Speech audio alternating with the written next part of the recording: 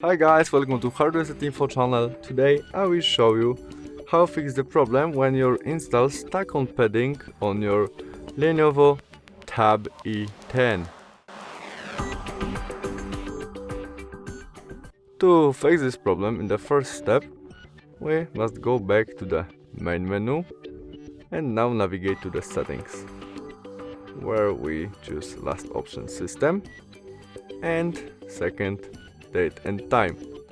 Now we must switch on first option automatic date and time, and after that we can go back to the Google Play Store and try install something, and now it would be working right now.